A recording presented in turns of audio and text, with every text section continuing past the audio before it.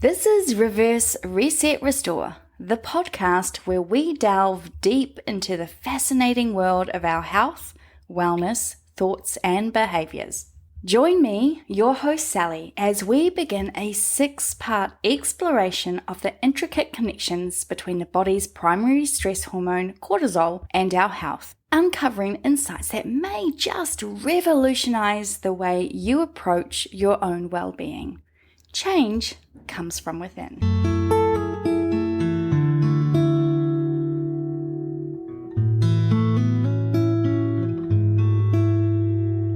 Hello, you marvelous creature. If this is your first time here, thank you so much for joining us. I hope you enjoy this episode. I'm introducing the first installment in a captivating 6-part series, Cortisol Unveiled. While it's easy to villainize cortisol, this stress hormone actually holds a pivotal role in how we navigate life's challenges. Its presence is necessary, but let's face it, when cortisol levels spiral out of control, it can wreak havoc on our bodies. This special series isn't just about scratching the surface. It's about delving deep into the complexities of cortisol and its impact on our health. That's why we're dedicating the first episode of the month for the next 6 months to explore every facet of this essential hormone. Each month, we'll dissect a different aspect of cortisol's influence on our lives, from its detrimental effects on cardiovascular health to its role in weight gain, cognition function, digestion, and sleep disruption. No stone will be left unturned. Today, in our inaugural episode, we'll look at the connection between cortisol and our immune system, the mechanics in play, the impact on our immune cells, stress and chronic illnesses, and how to mitigate its impact with holistic measures and empowering immune resilience. So buckle up and prepare for a journey that will redefine your understanding of cortisol and its profound implications for our well-being. Before we get into the complicated relationship that is cortisol and our immune system, let's just do a quick overview of this important hormone.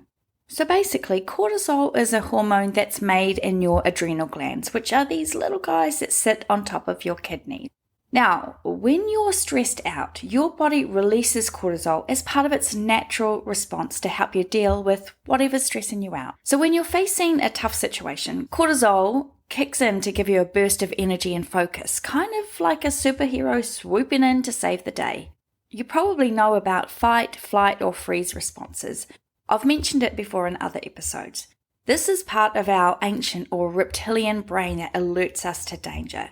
It's often likened to when our ancestors came face to face with a tiger and the survival mode had to kick in. So let's imagine you're walking in the jungle, minding your own business. It's a lovely day when suddenly you spot a tiger lurking in the bushes. Or probably the tiger spotted you well ahead, right? Tigers happen to be my favorite animal, by the way, but I'm pretty sure being in close proximity to them in the wild was something that is definitely above me in the food chain, would get my heart racing, my palms would get sweaty, and my body would kick into high gear. What's happening here is that our body goes into what we call the fight or flight mode. Now, the fight or flight response is your body's built-in survival mechanism. It's your brain's way of saying, hey, danger here, time to act fast. So in this situation, you've got 2 options. You can either stand your ground and fight that tiger like a fierce warrior, or you can bolt like lightning and get out of there as fast as you can, and hopefully the tiger doesn't get you first. When you are in fight or flight mode, your body releases a surge of hormones, including adrenaline and cortisol, and their job is to get you ready to either duke it out or make a run for it. Adrenaline pumps up your heart rate and gets your muscles all fired up, while cortisol helps keep your energy levels steady for the battle ahead. Now here's the thing. While the fight or flight response is great for dealing with immediate threats, like a wild tiger in the jungle that our ancestors had to face, it's not so great when it's activated all the time, which is what is happening in the busyness of our modern day life. Today's tigers are family situations, work, bills, politics, war, health, the list goes on.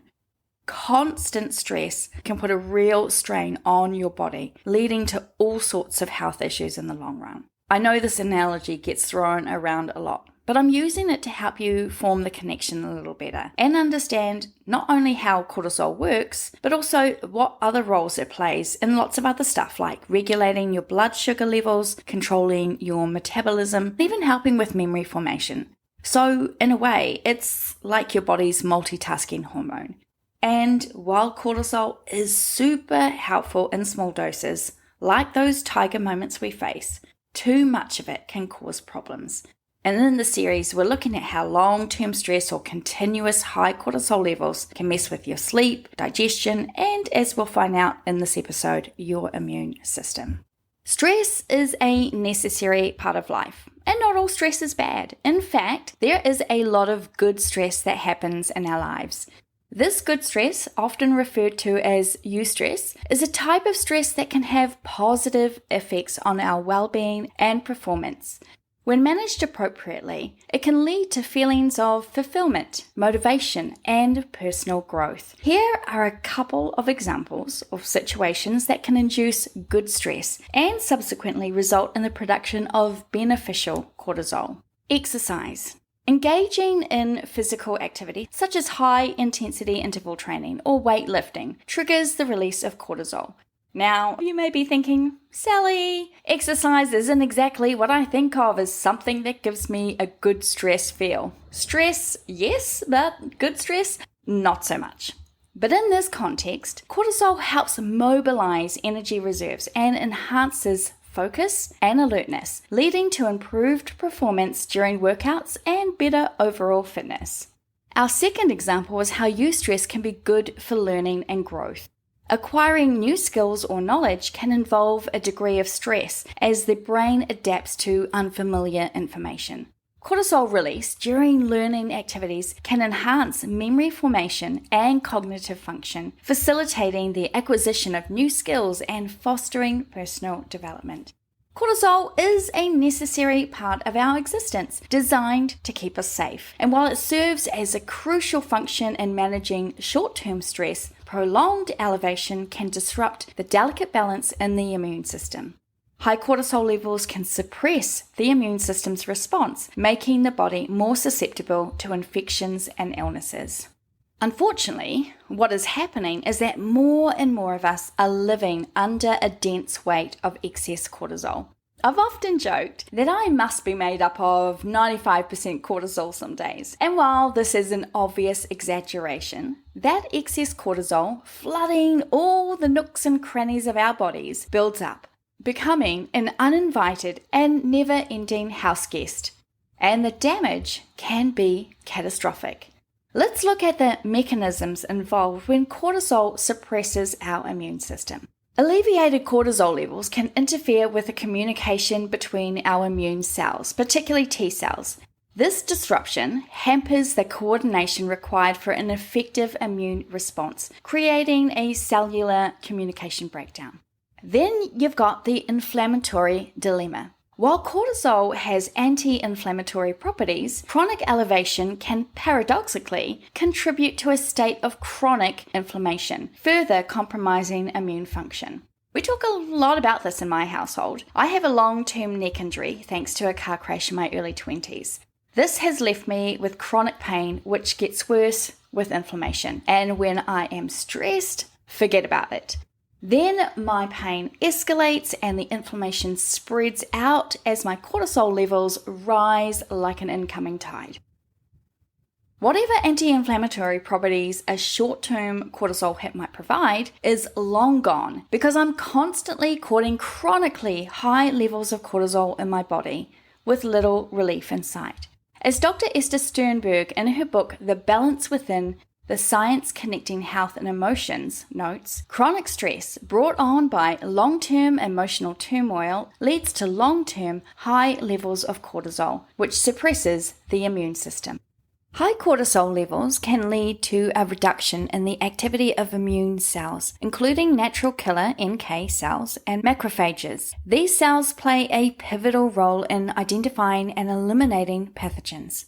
Let's talk about macrophages for a minute, because these cells are like the superheroes of your immune system. If we were to imagine your body as a bustling city, constantly facing threats from invaders like bacteria, viruses, and other harmful substances, in the city, macrophages are like the security guards and cleanup crew combined. Macrophages are a type of white blood cell, and their main job is to patrol around, seeking out and destroying anything harmful that doesn't belong in your body. Here's how they work. When they come across a threat like a bacterium, they engulf it, kind of like how a vacuum cleaner sucks up dirt. Once the threat is inside the macrophage, it's broken down and destroyed. But that's not all. They also send out signals to other immune cells, like soldiers calling for backup, to come and help fight off the invaders. But macrophages aren't just fighters. They're also like cleanup crew members. After they've destroyed the threat, they help clean up the mess by getting rid of the debris left behind. Pretty cool, right?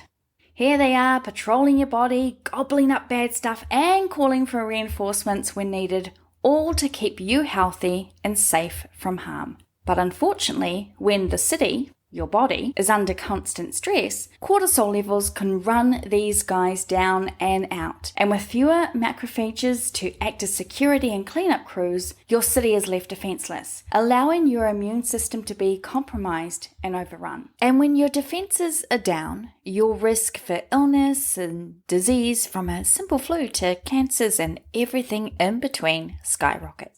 Besides becoming a target for diseases and opportunistic bacteria and infections, prolonged exposure to stresses can perpetuate a cycle of elevated cortisol, contributing to the development or exacerbation of chronic illnesses.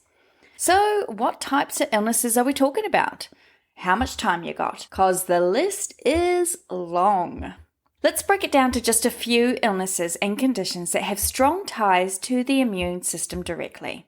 Increased susceptibility to infections.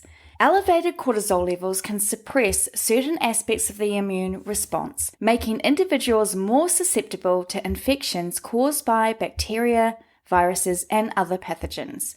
Common infections like colds, flu, and respiratory infections may occur more frequently in individuals experiencing chronic stress. Delayed wound healing. Cortisol can interfere with the body's ability to heal wounds efficiently. High cortisol levels may delay wound healing processes, leading to slower recovery from injuries, surgeries, or other wounds. Autoimmune diseases. Chronic stress and elevated cortisol levels can dysregulate the immune system, increasing the risk of autoimmune diseases. Conditions such as rheumatoid arthritis, lupus, multiple sclerosis, and inflammatory bowel disease involve the immune system mistakenly attacking the body's own tissues. Allergic reactions. Cortisol plays a role in regulating inflammatory responses in the body. High cortisol levels may dampen allergic reactions in some cases, but chronic stress can also dysregulate immune function and exacerbate allergic conditions like asthma, eczema, and allergic rhinitis. Chronic inflammatory conditions. Prolonged exposure to high cortisol levels can contribute to chronic, low-grade inflammation throughout the body. This chronic inflammation is associated with various health conditions, including cardiovascular disease, insulin resistance leading to type 2 diabetes, and certain cancers. Immune system aging. Chronic stress and cortisol dysregulation may accelerate immune system aging, leading to decreased immune function and increased susceptibility to infections and age-related diseases in older adults. These examples illustrate how high cortisol levels can affect immune system function, potentially increasing the risk of various illnesses and compromising overall health. Dr. Robert M. Sapolsky, in his book, Why Zebras Don't Get Ulcers, underscores the role of chronic stress in health, stating, if you get chronically psychosocially stressed, your physiology becomes a story of potential disaster. Managing stress levels, practicing stress reduction techniques, maintaining a healthy lifestyle, and seeking appropriate medical care are essential for supporting immune system health and reducing the risk of related illnesses. So let's take a look at how we can mitigate the impact. Adopting effective stress management techniques is crucial in modulating cortisol levels. Practices such as mindfulness and meditation and exercise have shown to mitigate the impact of chronic stress on immune function. A few of the following suggestions will be highlighted again in the other episodes of this special series, but there's no time like the present to start implementing them in your life for your good. Regular exercise. Engaging in regular physical activity such as brisk walking, jogging, yoga, or swimming can help reduce cortisol levels and enhance immune function. Exercise promotes the release of endorphins, which are natural mood lifters, and it also improves circulation, which can support immune system health. Mindfulness, meditation, and deep breathing exercises can help reduce stress and lower cortisol levels. Practicing mindfulness techniques regularly can promote relaxation, improve emotional well-being, and support your immune system function. This could be as simple as sitting down and focusing on your breathing, or doing a body scan, which is where you pay attention to every part of your body by focusing your attention on it from head to toe or vice versa, looking or scanning for how it feels. Mindfulness is about becoming more present in the moment, the here and now, and not letting that bossy britches that is your brain hold all the attention. Regularly practicing mindfulness or meditation is a proven method to helping reduce your cortisol levels. And from a personal perspective, I can tell the difference in my mind and body when I practice regularly and when I fall off the wagon and go out searching for my tigers. Healthy diet. Eating a balanced diet, rich in fruits and vegetables and whole grains and proteins, provides essential nutrients that support immune function and overall health. Avoiding excessive sugar and caffeine and processed foods can help stabilize blood sugar levels, which is extremely important if you are a diabetic, and prevent spikes in cortisol. Adequate sleep. Prioritizing quality sleep is essential for regulating cortisol levels and supporting immune function. It's recommended that we should aim for 7 to 9 hours of restful sleep per night, which I know probably sounds a little bit ridiculous if you are like me and function pretty well on much less sleep than that. But, that's the goal. And establish a consistent sleep schedule to promote better sleep hygiene. So what that means is going to bed around the same time every night, getting up every day around the same time as well, so that your body gets into this rhythm of the consistent schedule. This is perhaps my biggest challenge, trying to get sleep at a reasonable time and for a better length of time too. Because sometimes while the body is willing, the brain is not ready to switch off. So beyond having a schedule, having a routine that may include a mindfulness practice or switching your screens off after a certain time can also help support better sleep hygiene practices.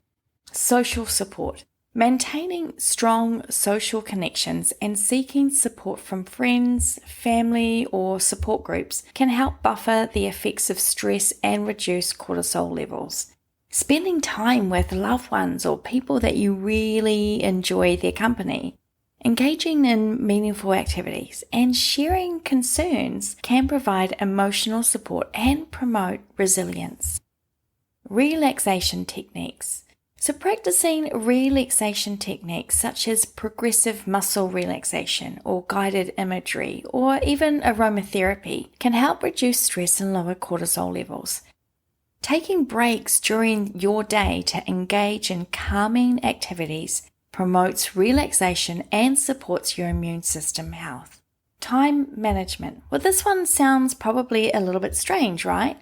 But effective time management and prioritization of your tasks can help reduce your feelings of being overwhelmed or stressed out. Breaking tasks down into smaller, manageable steps and setting realistic goals and practicing self-compassion can prevent your stress from escalating and minimize the cortisol release. Hobbies and leisure activities. Engaging in hobbies or creative pursuits or leisure activities that bring you joy and relaxation can help reduce your stress and promote overall well-being. Whether it's gardening, painting, playing music, or spending time in nature, find activities that provide for you a sense of fulfillment. This will have a positive influence on your immune system. By incorporating these stress management strategies into daily life, you can help reduce your cortisol levels, you support your immune system function, and you promote your overall health and well-being. A meta-analysis published in Psychosomatic Medicine, Sugerstrom and Stefton, 2010, highlights the effectiveness of stress management interventions in enhancing immune function. Remember that this is not a one-size-fits-all list of solutions. It's essential to experiment with different techniques to find what works best for your own needs and preferences. Recognizing the intricate connection between mental well-being and physical health emphasizes the importance of a holistic approach to immunity. Dr. Gabor Mate, in his exploration of mind-body health, suggests the biology of stress and the biology of emotion are deeply entwined. By the way, if you don't know, we have an episode dedicated to reviewing Dr. Mate's book, When the Body Says No. I've linked that episode for you in the show notes if you'd like to discover more about Dr. Mate's work and its impact on my life. It's not just enough to understand cortisol's impact on our immune system, but to find ways to empower our own immune resilience. This means balancing life's demands, right? Striking a balance in life, fostering positive social connections and addressing stresses proactively can contribute to your immune resilience. If you are constantly catching colds or feeling under the weather, this is no time to put your head in the sand, my love. I encourage you to take a look at how you might be contributing to your elevated cortisol levels and what you can do to finally clean house and give this house guest their marching orders. For me, reducing my cortisol load, which has been a long and arduous battle, has been to stop the self-punishment and start approaching my body and my health, my whole life, with more kindness and acceptance and a whole lot more love. In doing so, cortisol can and will relinquish its unhealthy hold on my life as it can do for yours as well. Dr. Dean Ornish, a pioneer in integrative medicine, notes, "The more you love, the more you live." Stress and love are opposites.